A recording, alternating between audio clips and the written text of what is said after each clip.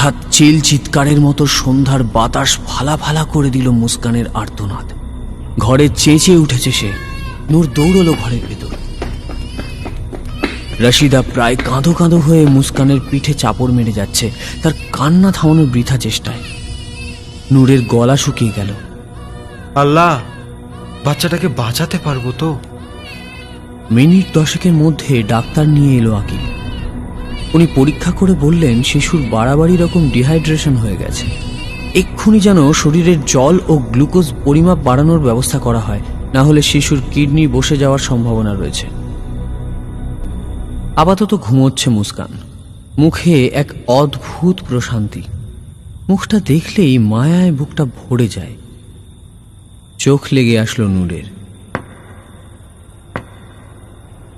কান খাড়া হয়ে গেল নূরের। কিসের শব্দ?